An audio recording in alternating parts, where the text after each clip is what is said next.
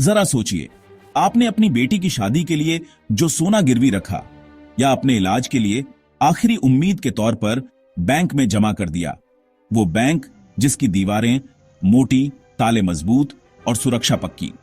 आपको यकीन था यहां से एक सुई भी चोरी नहीं हो सकती। लेकिन एक सुबह फोन बजता है और दूसरी तरफ से एक ठंडी आवाज आती है, साहब आपका सोना गायब हो गया है। न दरवाजा टूटा, न कोई खिड़की टूटी, न अलार्म बजा। फिर भी 53 करोड़ रुपए का सोना हवा हो गया। और जिसने लूटा वो कोई बाहर का गिरोह नहीं, वो था आपके बैंक का ही आदमी। कहानी एक ऐसी डकैती की जहां गोलियां नहीं चली, लेकिन हर घर में मातम पसर गया। रात का दूसरा पहर था, 17 अगस्त 2021 की वो रात। कर्नाटक के विजयपुरा जिले का छोटा सा कस्बा मनागुली। दिन में जितना चहल पहल से भरा रहता है, रात होते ही उतना ही शांत और गहरे सन्नाटे में डूब जाता है। सड़क पर इक्का दुक्का स्ट्रीट लाइट्स टिमटिमा रही थीं। गांव के घरों में सिर्फ लालटेन और बल्ब की मध्यम रोशनी जल रही थी। लोग गहरी नींद में थे, लेकिन उस रात किसी की नींद खुली हुई थी। गांव के बीचों बीच खड़ा कैनरा बैंक, मोटे लोहे के दरवाजे, ऊंची दीवारें और चारों तरफ अंधेरा। बाहर एक चौकीदार कुर्सी पर ऊंघ रहा था। उसे क्या पता था कि बैंक के अंदर सबसे बड़ी सुनहरी साजिश चल रही है। अंदर किसी हथौड़े की आवाज नहीं, न कोई दरवाजा तोड़ा गया, न कोई खिड़की खोली गई। यहां तक कि बैंक का अलार्म सिस्टम भी खामोश था।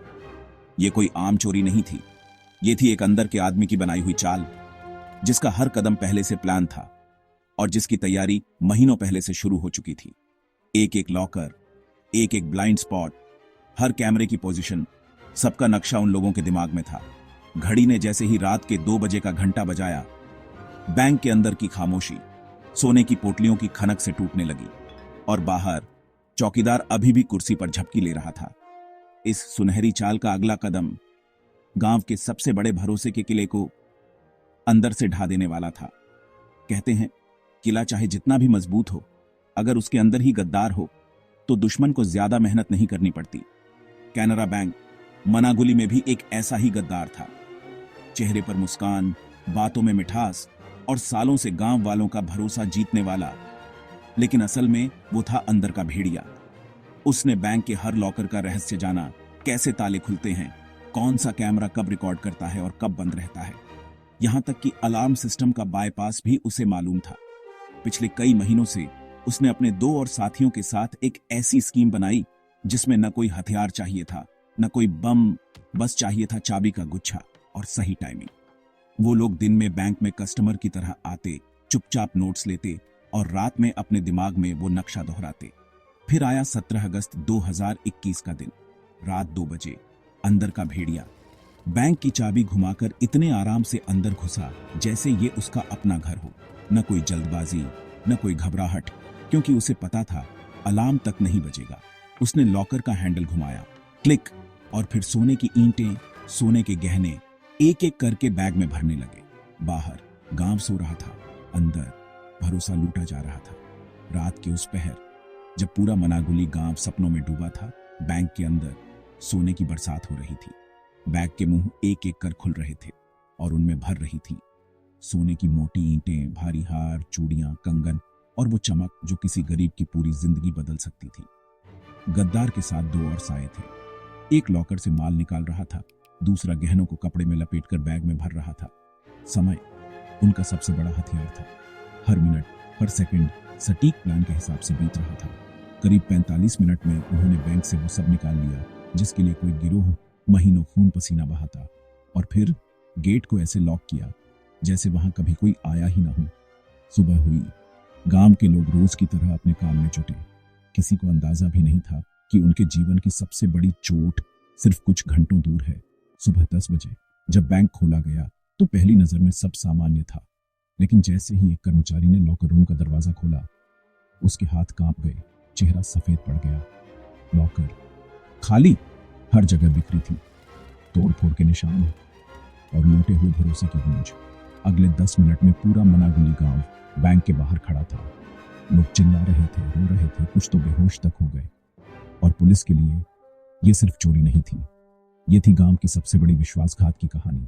लूट की खबर पूरे जिले में आग की तरह फैल चुकी थी।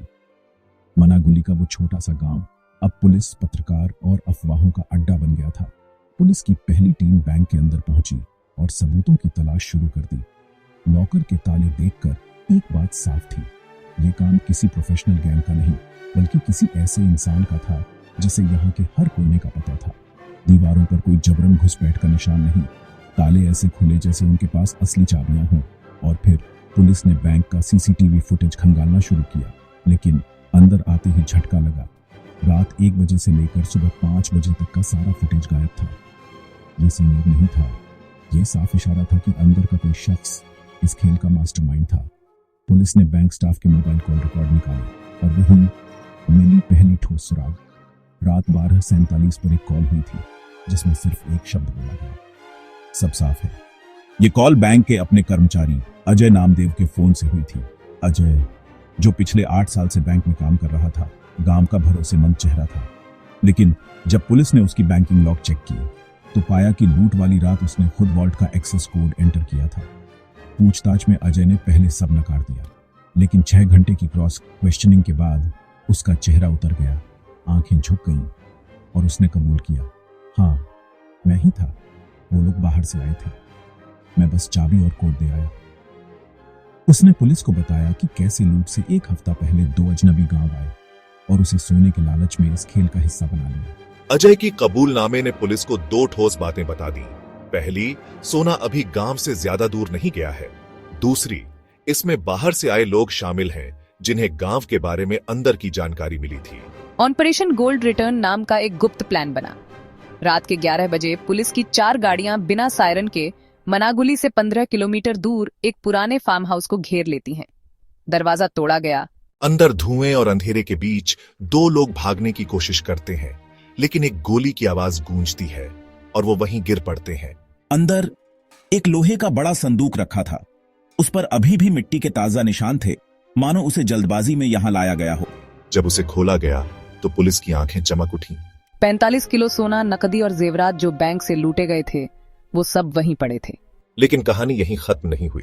अजय ने अपने बयान में एक तीसरे नाम का जिक्र किया, राजा भैया, जो इस पूरी डकैती का असली मास्टरमाइंड था और लूट का बड़ा हिस्सा लेकर पहले ही महाराष्ट्र भाग चुका था। 3 हफ्तों की तलाश, रेलवे स्टेशनों, बस अड्डों और होटलों की चेकिंग के बाद पुलिस ने उसे नागपुर में पकड़ लिया। जब राजा भैया को हथकड़ी लगाई गई तो मनागुली के गांव वालों ने पुलिस की गाड़ियों पर फूल बरसाए। लोगों के लिए ये सिर्फ सोना वापस मिलने की कहानी नहीं थी, ये भरोसे की वापसी की कहानी थी। उस भरोसे की जिसे एक अपने ने तोड़ा था और कई अनजान ने मिलकर फिर से जोड़ा। मनागुली का वो छोटा सा गांव जहां कभी सिर्फ गेहूं और गन्ने की खुशबू फैली रहती थी, अब वहां हफ्तों तक पुलिस की वर्दियों और हथियारों की खनक सुनाई दी थी। लेकिन 45 किलो सोना और सारे जेवरात वापस आने के बाद गांव ने जैसे चैन की सांस ली। बुजुर्गों के चेहरे पर मुस्कान थी और बच्चों की आंखों में फिर से मासूमियत लौट आई थी। लेकिन इस कहानी का सबसे कड़वा सच ये था कि इस लूट का रास्ता एक अपने ने ही दिखाया था। अजय, जो कभी गांव का चहेता था, अब गांव के लिए एक गद्दार बन गया था। गांव के मंदिर के सामने एसपी ने एक छोटी सभा में कहा, चोर चाहे कितना भी चालाक हो, पर सच और कानून की नजर से बच नहीं सकता। पुलिस की वापसी के दिन गांव की औरतों ने उन्हें हल्दी कुमकुम लगाया, पुरुषों ने फूल मालाएं पहनाई और बच्चों ने मिठाई बांटी। लेकिन गांव के बुजुर्गों ने आखिरी में एक बात दोहराई, सोना वापस आ गया बेटा, पर भरोसा टूटा है और उसे जोड़ने में वक्त लगेगा। दोस्तों, सोना वापस आ सकता है, कानून गुनहगार को पकड़ सकता है, लेकिन जो भरोसा एक बार टूट जाए वो शायद कभी पूरी तरह नहीं जुड़ता। अगर इस कहानी ने आपको झकझोर दिया तो एक पल रुक कर सोचिए, कितनी बार लालच ने इंसान को इंसानियत से दूर कर दिया है। ऐसी ही सच्ची, अनसुनी और दिल दहला देने वाली कहानियों के लिए आप क्राइम की दस्तान को सब्सक्राइब करें, वीडियो को लाइक और शेयर करना मत भूलिएगा ताकि और लोग भी इन कहानियों से सीख ले सकें। क्योंकि हर कहानी में छुपा होता है एक सबक, बस जरूरत है उसे सुनने की।